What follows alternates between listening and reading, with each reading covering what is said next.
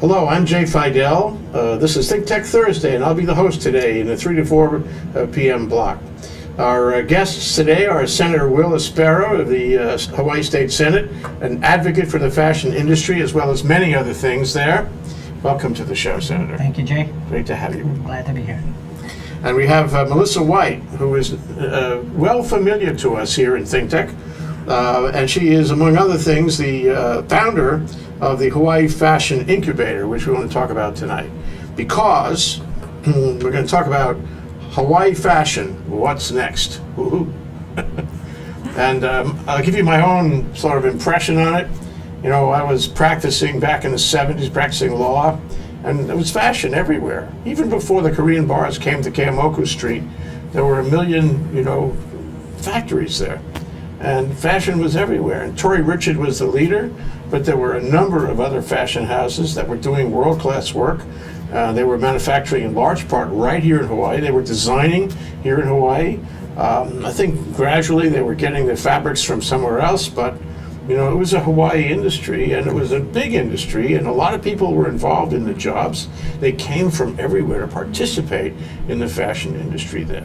But somewhere between then and now, and I can't say what because I wasn't following it, it sort of declined. And now we are on what appears to be a resurgence of an important and very Hawaii kind of industry, and good for you guys to be involved in it. So I guess the first question I would put to you, Melissa, what is the Fashion Incubator, the Hawaii Fashion Incubator? Why did you create it? What is it doing? Tell us about it, okay?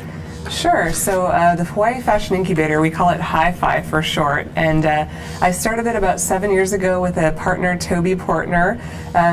We were both just interested in engaging with the community. We saw, as you mentioned, kind of this slow resurgence of more things happening in fashion, and we wanted to kind of bring it together. There wasn't a central place where people could go to engage with it, to find information, and to come together to make bigger things happen. So that was really our goal, was to bring people together, find out what the community wanted and needed, and bring people together around some of those goals. So, it started 7 years ago, and we polled people, and what we found that people wanted was platforms and resources and connections. So over the years, we grew slowly, expanded our network. What did you find 7 years ago? What was the lay of the land 7 years ago? Yeah, at that point, I would say we were probably at the height of the contraction of the industry and just starting to come into this resurgence. So Smart Magazine had just come out, which was kind of... isn't published anymore. Right. Which is really an interesting phenomenon in the middle of a resurgence. It went for, a couple of yeyears, and then... I think 3 years, over the side. Yeah. Yeah, but that was kind of one of the things that started getting people engaged in local fashion again, and then there were just kind of small up-and-coming designers here and there, like Roberta Oakes, and they were just getting their start at that point. She was selling at craft fairs and reworking vintage slips, and, we just kind of started noticing this in Hawaii, and Paula Rath was really, driving the train on the media end, as she did for many, many years, and working for the Honolulu Advertiser. And she brought us into her fold. She had a group called the Fashion Forum. It was kind of a focus group for fashion. So we got involved there, and we found a small supportive group that wanted to do more. And then we followed Paula's support and connections and continued networking. And over the years, we established a membership program, and we... Who members? What members? So membership in Hi-Fi is open to professionals in all areas of the fashion industry and ancillary. Manufacturers, photographers, really? Yeah, I mean, it's like all people who support the industry. And we even have a membership level for supporters that just want to connect with local fashion and maybe take classes or learn how to be hands-on with fashion. Just about a year and a half ago, we realized the goal of having our own physical space, the Hi-Fi Coop at Ward Warehouse, and so that really allowed us to launch more benefits and more platforms. So we offer classes and mentorship and equipment and resources for both professionals and the public. Who want to start a business, who want to and you help them. Coop? Yeah. Is that like co-op? Yeah, but because we're an incubator, I like the Coop because it's a play on words, Harvard Coop at Ward Warehouse. Yeah. So, and it's not only for people who are starting businesses, but for established businesses that either just want to build their networks or their audiences or just get to the next level. So that's what our goal is, to try to provide resources along that fashion cycle, from concept through to marketing, production, and getting it out to the world. So we're identifying where the kind of the points of need are along that cycle, and Hi-Fi is trying to step in to create resources and initiatives that will build that up for the whole industry. So, what do you bring to the table? Are you trained? Well, I have a background in design, mostly just through fun. It's one of those things where I was a lover of fashion since childhood, and then made clothes all through college, sold them in a small scale, maintained a love of it, but I didn't ever consider it a career path. So I did my full bachelor's and master's in environmental science, and ended up going into that. Still do that on You're in this business, part-time. and the business Absolutely. experience in the environmental science end of things helps you on the fashion side, doesn't it? It really does, and even with my current position, I'm a planner, and so it's starting to intersect in interesting ways. We're doing some economic development initiatives, and I'm actually being able to talk to some of the groups and at the government level about what we're doing in fashion and as an economic development driver. So there's some interesting intersections coming out, and I hope to see more of that. Yeah. It's a funny thing, but if you take fashion and the environment, the special environment in Hawaii, and you want to make fashion a special Hawaii kind of fashion, you're in an interesting place, because the two actually work together, don't they? You can take it from the environment and put it in the fashion. That way you get a specific, unique kind of Hawaii fashion. So let me turn to you, Senator. You're an advocate for the fashion industry. Yes. You care as much or more as anyone else in the legislature about this issue, and that's been going on for some time. What got you involved in that, and how have you been pursuing that particular passion? Well, I met Melissa and Toby 4 or 5 years ago when they had an exhibit, a display at the Aloha Tower with the UH apparel collection.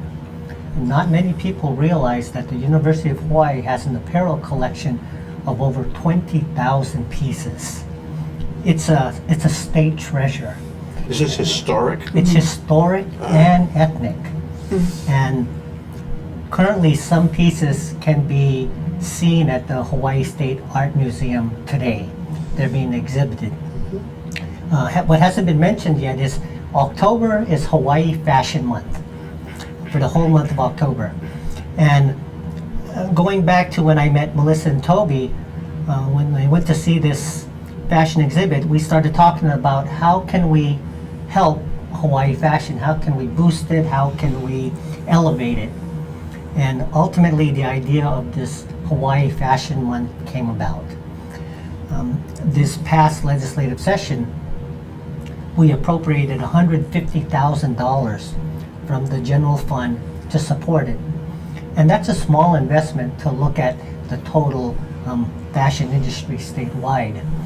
And this is an opportunity to boost our designers and all the other creative talent in this state that are involved in fashion, whether you're hair designers, something I don't really care too much about, or I don't care about it either. or makeup artists, so many entrepreneurs who are into retail or manufacturing, and with a current revenue stream of about maybe $700 million in the retail industry, primarily driven by the 8.5 million tourists that are coming to our state. There are opportunities for our local industry, and that is one of the main reasons why we have this Hawaii Fashion Month that we want to have on an annual basis to promote and elevate Hawaii fashion to that next level. There's no reason why when you talk about fashion, you hear New York, Milan, Tokyo, but if you think of the area in swimwear, resort wear, sportswear, there's no reason why we shouldn't be the leader in designing and creating the fashion that the world will wear. Well, it strikes me that we have fusion here. You know, those historic garments, Yes. you know, if you sort of put them all together, you get a product, a synthesis that is not available anywhere else, because we understand fusion better than anywhere in the world. Now, we were not doing that back in the 70s, 60s. We were doing, you know, this kind of hop-a-howly thing out of Webley Edwards and the Moana Hotel, you know, the romance we were selling to the mainland in the 20s and 30s as we were emerging as a tourist center, and it was like tourism type fashion. Yes. But now we're in a different place, culturally, philosophically, and in terms of business. And so it seems to me that if you have all these historic garments and you have this notion of coming together on different cultural strains, which we have anyway, Yes. you could build design here that would be unrivaled anywhere. You know? And it would be unique to Hawaii, to Asia, to the Pacific. And let me also note, though, when you talk about the fashion from decades past, this year, Hilo Hattie is celebrating its 50th anniversary. So one of our iconic fashion companies, still going strong. Still going. And Iolani Sportswear, as a matter of fact, tonight they're having the 60th year anniversary celebration. That's great. 60 years Still in fashion. going. And so these companies were the pioneers, they led the way, and now there's a new wave of creative talent that is coming forth. Ari South, one of them, who is contributing to this fashion renaissance that we're hoping to elevate and help and promote. Yes. Renaissance. That's a great word. We should incorporate that in the title for the show somehow. We're calling the show Hawaii Fashion, What's Next? How about the Hawaii Fashion Renaissance, What's Next? That sounds good. Yeah. So where's Kaka'ako in all this? You know, Ann Namba's in Kaka'ako, and all these kids are in, pardon me for calling everybody kids, but but all these kids are in Kaka'ako. Wouldn't that be a great place, you know, for fashion, you know, well, you're doing your thing at Ward, right? So Sure. Kaka'ako's a natural, isn't it? Yeah, and over the years, you know, we've worked closely with Howard Hughes and also developed relationship with Kamehameha schools. And what they're doing down there is very fertile ground for, you know, the fashion industry, whether it's the up and coming, the incubators, or the, you know, the kind of higher end, like Ann Namba you mentioned. It's very fertile ground for that, and we plan to continue working with both groups as partners. I think Howard Hughes was very excited and energized by the activity that was brought down during the first week of Fashion Month. We did a huge event at property underneath TJ Maxx that was kind of a large-scale kickoff party. We had, you know, 6 fashion shows on a very dramatic stage over 2 days and a trade show. And they were in and out of there, Howard Hughes, and they were very excited by all that was going on. So I think, and Kamehameha Schools also came to the table and checked it out. And I think that they both see a place for fashion, you know, in the future of that area. And they may have slightly different takes on it, but they both are very much at the table and thinking about how they can incorporate it into their vision of a dynamic, creative community. So. Right. And actually, as you know, Kaka'ako is going through a transformation. It's going through a physical transformation. So the Ward warehouse and centers, for example, that are there now will eventually be demolished, and Howard Hughes is going to do a multi-million-dollar investments over the next few years. And they certainly do, as Melissa said, see the value of the retail industry and the Hawaii fashion industry.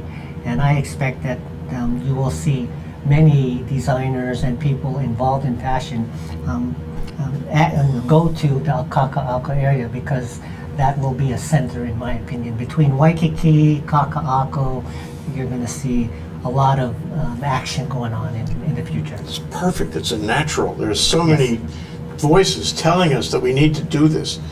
But right now there's a voice telling me that we need to take a break.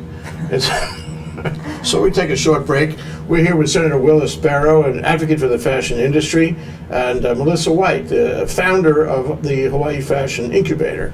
And we're talking about the renaissance of fashion in Hawaii. What's next? Here on ThinkTech Thursday.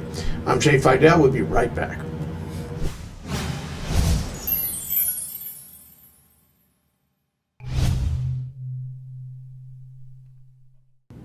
Good evening. We're delighted that you've come to us today. We are here for ThinkTech Hawaii. Important issues, important people, people who talk too much. It's all right. You haven't got anything else to do.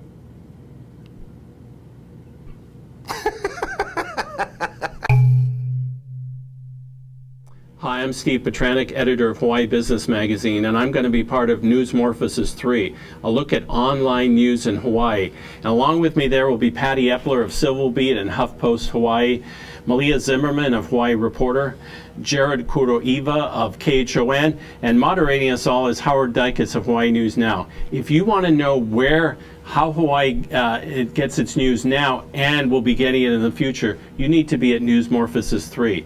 That's at 11:30 on October 24th at the Plaza Club. See you then. We're back, we're live, we're ThinkTech Thursday. We're talking about the Hawaii fashion renaissance. What's next? With Senator Will Espero, an advocate of the fashion industry, among other things, in the state legislature, and Melissa White, a founder of the Hawaii Fashion Incubator. And we really want to, we really appreciate you guys coming down. I know you're going to have your own meeting today. We're going to discuss business. Instead, you came down here. We really were honored to have you here. This is a wonderful opportunity for ThinkTech to explore what looks like the emergence of a new industry. And I wanted to ask you, what are the vectors that you would like to see come together, and what would you like to see happen? What's the dream of the industry, Senator? Well, if I may start, there are many factors and issues that are pushing Hawaii fashion. Of course, the Hawaii brand is such a strong brand. The proper product attached to the Hawaii name can probably sell very well wherever that might be. It could be a higher priced quality brand, but there is a strong market for that, as you know.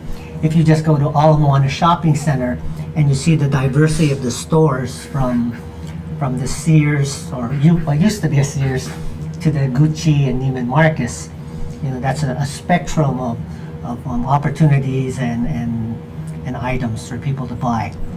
But also with the internet. Now, someone can literally market from their home, and they can market to the world.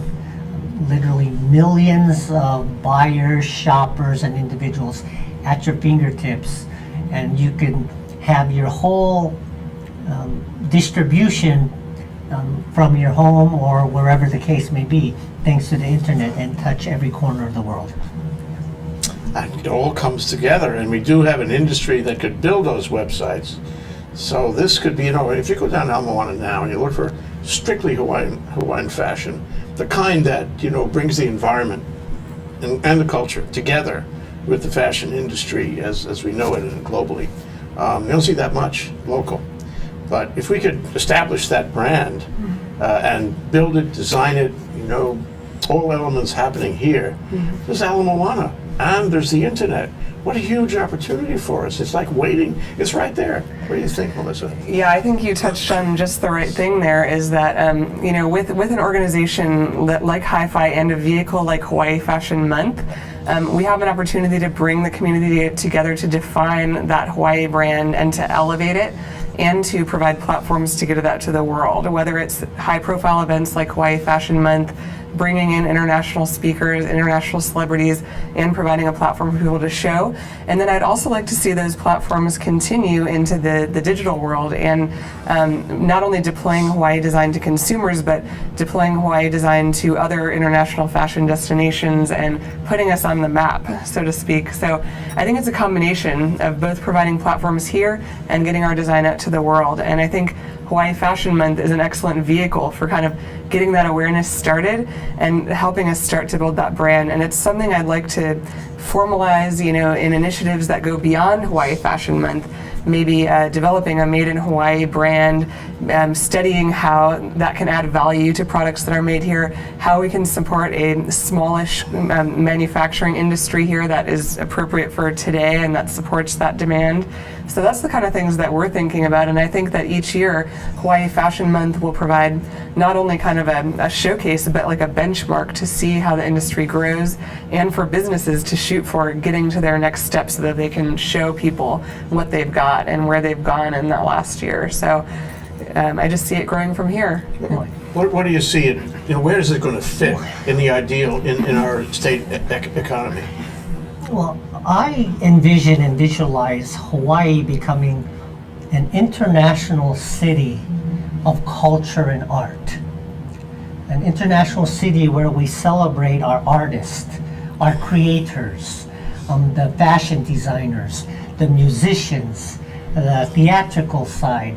And this is an industry or area where we don't need to invest millions and millions in infrastructure, but rather just invest in the human mind and our students and our youth.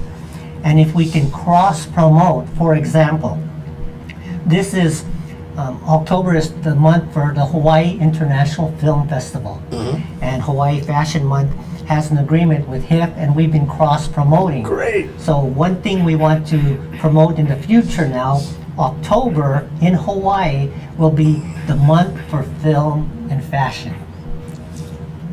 And make that... And filming fashion. And filming that, no, exactly. That too. Next year, we're going to have to get some designers here early, and you can share and hear from them.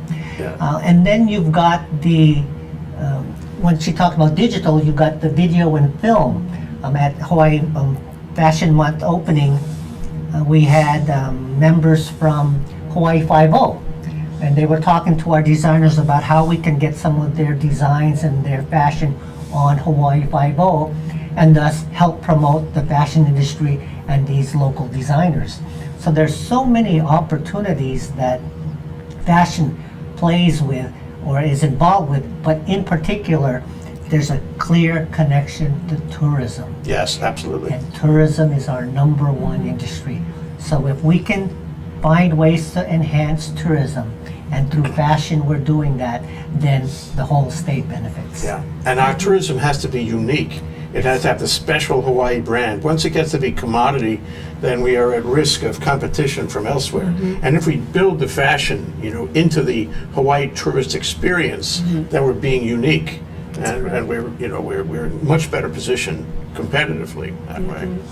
Yes. This is pretty exciting We stuff. have been promoting Hawaii Fashion Month in Japan, for example, and there are individuals who have come to us. They have Japan, Hawaii TV through the internet and other venues, and they see that this is something that the tourists certainly are interested. Anything with that Hawaii brand, as I mentioned, and then when you mention clothing and other, hats, jewelry, that's something that the regular tourist wants to come to Hawaii and purchase and buy. So, just sort of trying to imagine this, I see Macy's, for example, and all stores like Macy's filled with Hawaii products. They aren't now, but they could be. It could be. And they will beat a path to your door, asking for you to provide these products. I see thousands of jobs. I see great jobs. I see jobs where technology really helps. Technology we never had in the 70s. Yes. This is design technology. It makes it easy to develop new patterns and to do the cutting on the patterns and so forth. I see factories, talk to you about Denise Ray, for example. I see factories sprouting up, maybe even in Kaka'ako if the rents will allow that. And I see Tax incentives. I want to talk to you about that too.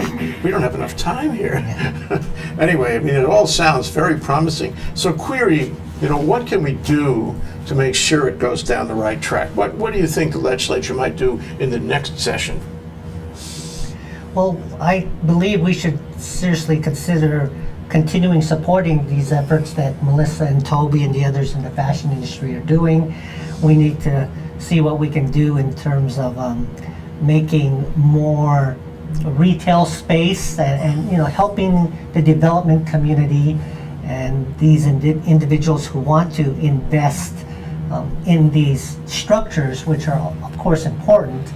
And ultimately, we just need to keep taxes down for the general business community and try to have an environment where the creative talents of our businessmen and women can move projects and efforts forth.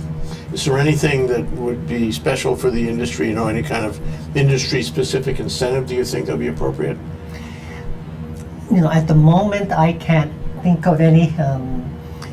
We're waiting to see what those guys in Washington, D.C. are going to do. Oh, those guys. We're in a government shutdown, and if this continues anymore, it could start impacting economies. Sure. And it's already impacted jobs.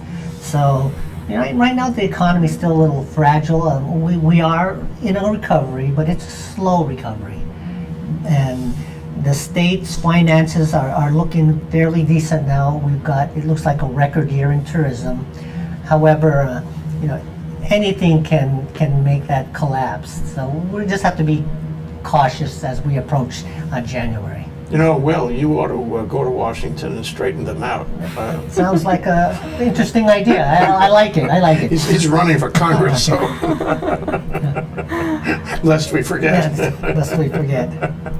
So, Melissa, what do you think industry and trade associations or incubators like the Hawaii Fashion Incubator can do, should do, will do, planning to do next year? Mm-hmm.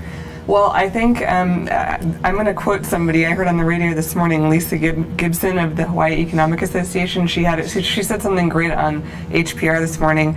She said that networks are the building blocks of innovation, and that if you support networks and you provide resources to networks, that everybody grows. And I think that that's a philosophy that's shared by people at the state currently.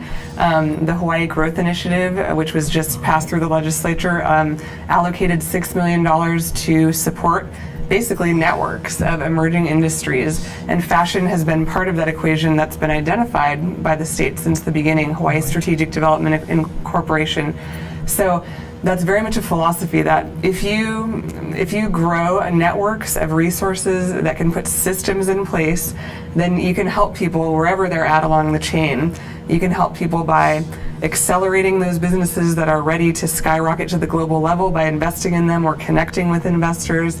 And then as those businesses achieve greater success, you'll have systems in place that will help everyone else along the way. So I think that's kind of where Hi-Fi is thinking in the big picture of how can we put in place systems and initiatives that will benefit everybody in the industry. And so we're thinking about made in Hawaii things, we're thinking about tourism platforms that are tourism oriented.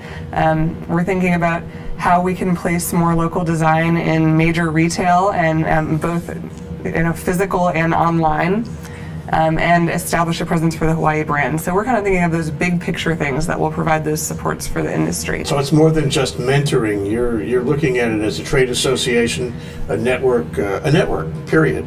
Yeah. Bring everybody together, have them, share ideas and get excited together. And for over the years, Hi-Fi has collaborated with many of the major, we've developed relationships, with Ala Moana Center, with Neiman Marcus, with Nordstrom, with Howard Hughes, with Kamehameha Schools, and, we can leverage all of those things to benefit the community. We can say, okay, for example, last year, we worked with Surfline and Jams World to do pop-ups and market testing of local designers in their stores, so that those designers could get exposure in different stores, and things like that. We can use our relationships to put something in place, mentor the people going through it, and then provide them a platform by which their business can grow.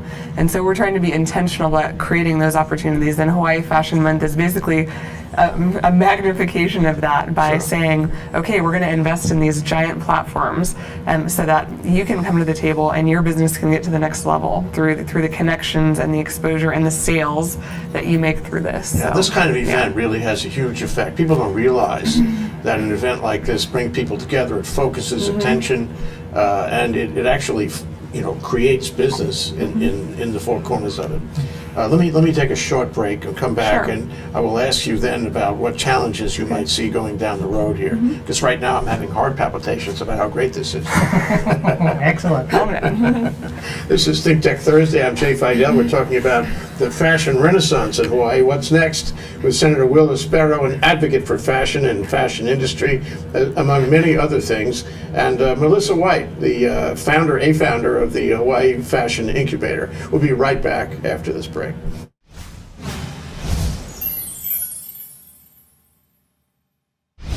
I'm Nicole Horry for ThinkTech.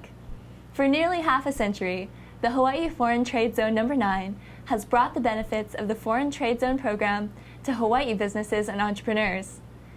DBET, the Department of Business, Economic Development, and Tourism, operates Hawaii's Foreign Trade Zone program to encourage international business and economic development. The Foreign Trade Zone's mission is to increase the amount of international trading activity in Hawaii, thereby providing employment opportunities for the residents of our island state. For more information, see ftz9.org. I'm Nicole Horry. Mahalo. We're back, we're live, we're ThinkTech Thursday. I'm Jay Fidell. I'm so happy to be here. I am. I'm honored with our guests today. They are Senator Will Espero, advocate for the fashion industry in Hawaii, and Melissa White, a founder of the Hawaii Fashion Incubator. And watch out, you guys. We're going to have a fashion industry here in almost no time. It's going to be spectacular. You don't have to send your kids to the mainland. They can stay here and make uku bucks doing fashion, just like the good old days. We're talking about the Hawaii fashion renaissance. What's next? So in the break, we're talking about the incentives Yes. came out of the legislature for entrepreneurship last year. Right. Can you put that in perspective? Well, Melissa mentioned the Hawaii Growth Initiative, and initially Governor Abercrombie had come in requesting 10 million this current year and then 10 million the next year. However, due to all the other requests and demands, the legislature only funded $6 million this year.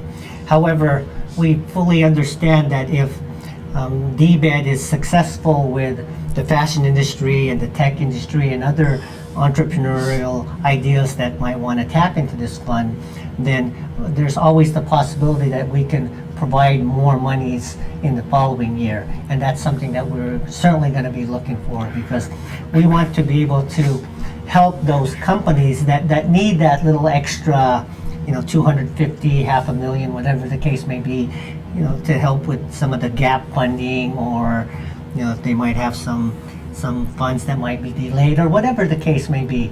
And the state and DBED is certainly looking for those businesses and entrepreneurs that have plans that are very capable of success. Of course, they go through a vetting process, and they have to see finances and other things, but the state wants to support our local businesses and businessmen and women, and that's one way that we're able to do it in the legislature.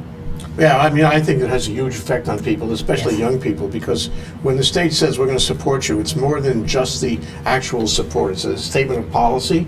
It's the nod. It's the governmental nod. It says we like this. We are not only with it today, but we'll be with it tomorrow. And so this is something you should consider. If we like it, you should like it. That kind of thing. The other element, which I caught from your remarks, I think it's really valuable, is it's important, Melissa, that your fashion month next month be really thrilling, okay? No pressure. No, this month. It's this month. Oh, this month. Oh, it's now. It's It's right October. now. Pardon me. October. Still living in September. It's really important. No pressure that it succeed in a big way, because the legislature is watching it.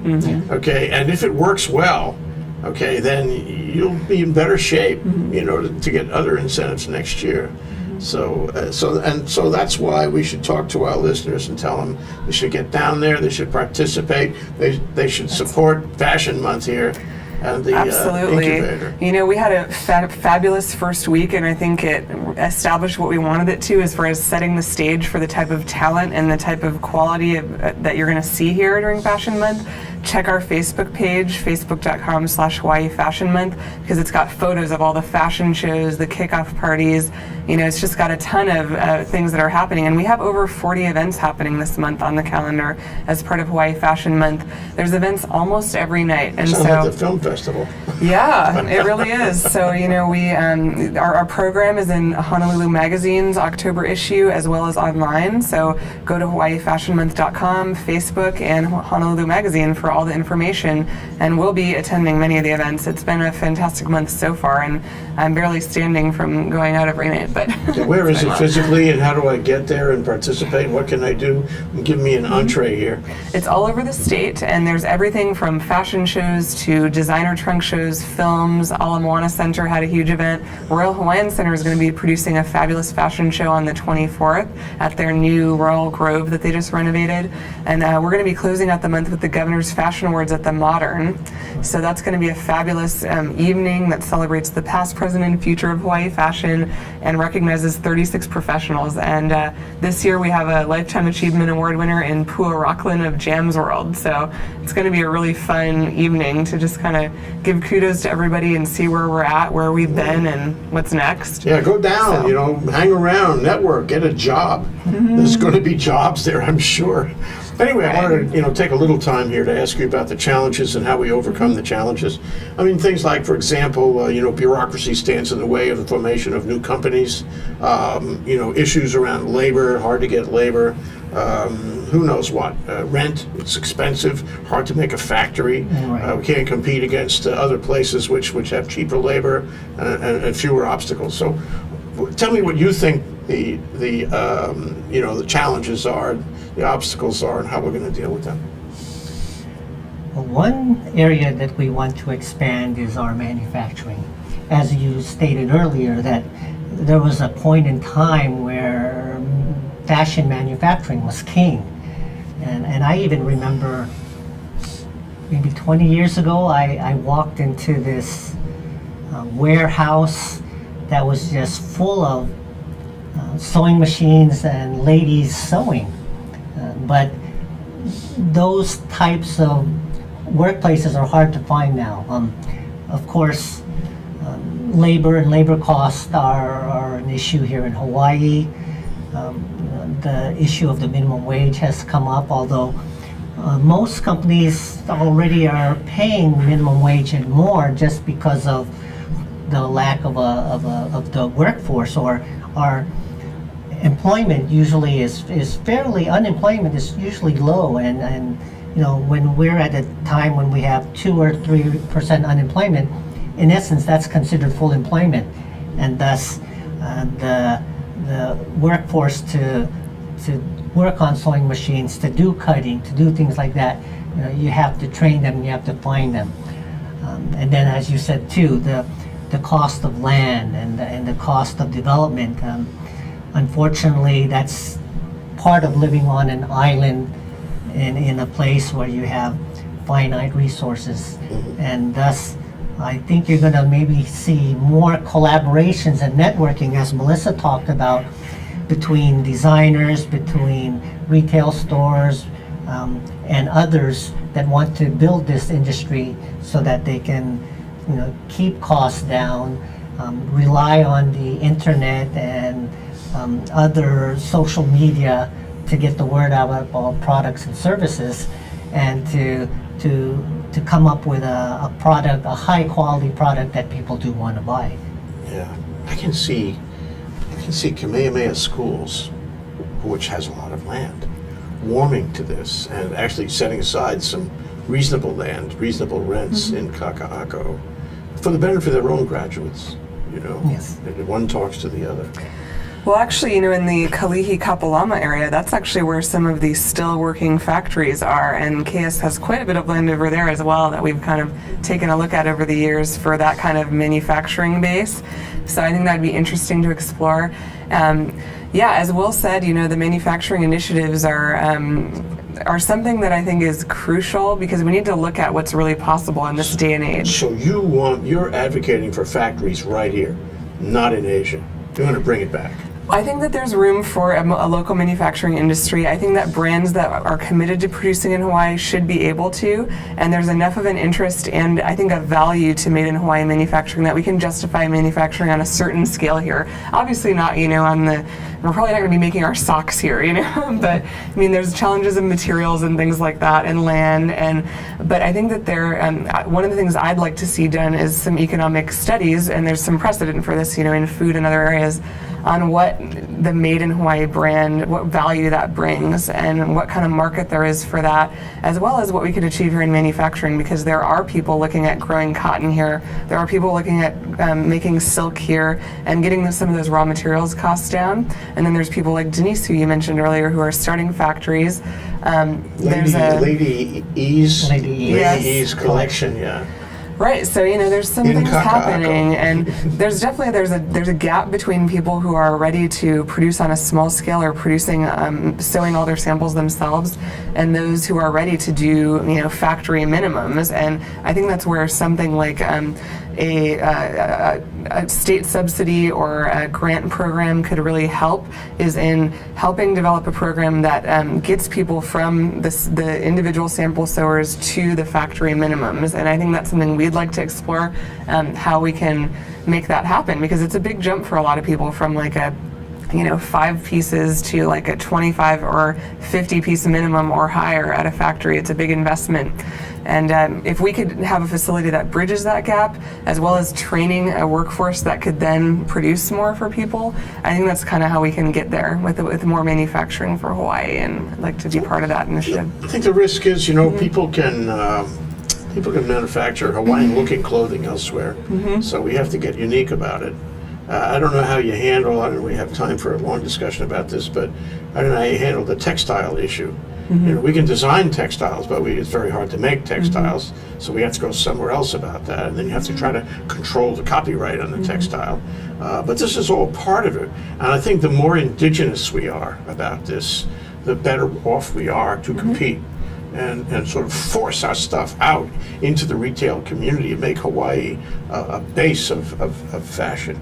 So I guess what I'm asking here in the last couple of minutes is, if I get excited about this, which I am, and I want to get into this, I want to get into the business, what do I do? Where do I start? I would start with the Hawaii Fashion Incubator as a central clearinghouse for everything. Become a member, consult with the founders and the people in our network, and we basically tailor new memberships to the connections that they need for their business. It comes with a 1-hour consultation with someone from our team. So it's hawaiifashion.org is the website, and click on join, and you'll find everything you need there. One of the things that always seems to stand in the way of new business type initiatives in Hawaii is that, the electorate, the popular vote, the popular people don't get excited about it. We have to get them excited. We have to educate them about the value of this. How are we going to do that? Well, most people like to do a certain degree of shopping, right? Whether Understatement of the year. whether you're shopping for a nice dress or gown, or shopping for sportswear or shoes, right? And I think that that's an area that, as I said before, our retail industry is a $600-700 million industry, and Governor Abercrombie believes that we could turn that into $1 billion industry, and that industry will employ many people, as well as provide a lot of gifts and souvenirs for tourists. And that is certainly an area where, if the population sees the connection between jobs, a strong economy, revenues to the state, and the services that those revenues can provide, then of course that's how we get the electorate engaged. And through social media and other avenues, we are doing that already. It is being done. It's in some ways it's about pride. Yes, It's yes. pride about local stuff. Yes. And if we can get people proud of this heritage and the ability, essential ability to generate things of beauty, and that you can wear too. That will get people warmed up, I think. And you talked about the Hawaiian brand or the Hawaii brand, but when you look at the ethnicities within Hawaii, each of them brings something and different styles and different looks, whether it's Japanese, Chinese, Filipino, Portuguese, whatever the case may be. And again, this melting pot of people and fashion can literally bloom and blossom here in this state. This is our destiny. Yes, it is. Like I said, it's that international city and state of culture and arts. Fusion can apply to more than just food. Exactly. Food, film, and fashion. How's that? And the arts. And the arts. At a time, that's Senator Will Espero, an advocate for fashion and many other good things. Melissa White, the founder of the Hawaii Fashion Incubator, here on ThinkTech Thursday. We've been talking about the renaissance in fashion in Hawaii. What's next? Thank you so much, both of you. It's been great to have you here. Great to have this discussion. Thank you very much for having us. Thank you, Jay. Aloha.